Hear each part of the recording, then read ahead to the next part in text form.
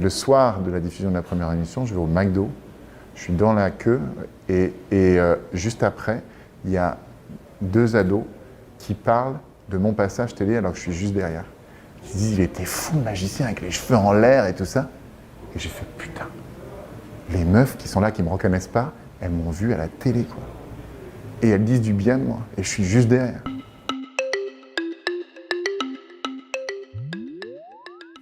Bonjour, je suis Éric Antoine.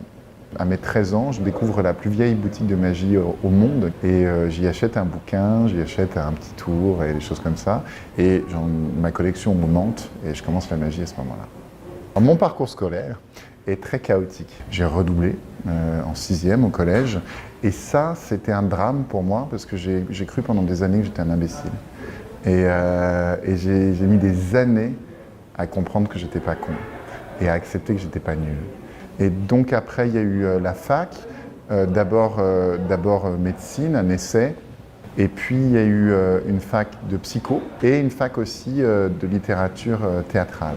J'avais des rêves de gosse qui étaient des rêves de spectacle et de cinéma, et c'est vrai que j'ai commencé le théâtre en même temps que mes études de fac, et le théâtre m'a révélé. La magie, en effet, c'est très étonnant parce que c'était un moyen pour moi. C'était une passion parmi d'autres. Il y a eu un moment où j'ai vraiment osé, c'était la première saison d'Incroyable Talent.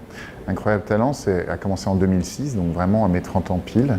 Et donc, j'ai appelé, j'ai fait l'audition, et l'audition s'est bien passée. Et puis là, ça y est, ça commençait. Ça commençait. Donc, c'est d'avoir osé faire cette audition, d'avoir osé pousser les portes, et là, je me suis mis à tout oser. C'est-à-dire que dès que j'entendais parler d'un festival, dès que j'entendais parler d'un truc, une opportunité, un producteur, un machin, j'y allais. J'avais rien à perdre, j'avais rien. Donc en fait, c'est plus facile d'oser quand t'as rien à perdre. Là, c'est autre chose. Mais en même temps, tu vois, aujourd'hui, j'ose un spectacle digital en programmation. Personne d'autre ne l'a osé. Je trouve que c'est un vrai cadeau au monde que d'oser. C'est un cadeau que tu fais à l'autre, parce que tu te fous à poil. Oser passer pour un con, oser ne pas savoir, oser ne pas être sûr. Alors le démarrage professionnel, il était d'abord un petit peu de nécessité, c'est-à-dire qu'il fallait que je vive étudiant, et j'avais un peu de la magie, et la magie me permettait d'aller faire des restos. J'allais tous les jeudis dans un resto à Montmartre où je faisais du cash. Et puis, tous les samedis, les mercredis, je faisais des goûters d'enfants. Et je vivotais avec ça, tu vois. Et au bout d'un moment, je me suis amélioré dans cette pratique-là. Et un jour, pour des conférences de médecins, un week-end à Lyon, à l'Institut Lumière, donc, les médecins avaient loué ce lieu pour parler de l'illusion. Et moi, je venais en trublion à la fin, parler de l'illusion du point de vue du magicien. Et j'ai écrit un petit truc. Et j'ai vu ça, et j'ai vu la réaction, et pour la première fois, je me suis fait marrer. Je devais avoir 25-26 ans, et je me suis dit, purée, et si j'arrive à me faire rire, c'est qu'il y a quelque chose, quoi.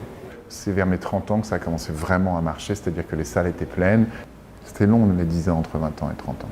C'était long, je voyais mes copains à la SAS en fac de droit, les autres qui rentraient en cabinet, qui étaient à la cool, qui s'achetaient des trucs de ouf, et puis moi, j'étais dans mon studio d'étudiant à 27-28 ans, quoi. Donc, c'était pas toujours évident. Qu'est-ce qui m'a fait tenir? C'est vraiment une conscience de bonheur d'être au bon endroit quand j'étais sur scène. C'est-à-dire j'ai eu cette chance incroyable quand j'étais sur scène d'être heureux. Mais en même temps, je m'étais dit très clairement, s'il y a 30 ans ça ne marche pas, je reprendrai ma psycho. Je m'étais dit ça, et mon premier succès, c'était en 2005 où j'ai commencé à gagner des festivals d'humour et des choses comme ça, et être reconnu un peu par le métier en interne.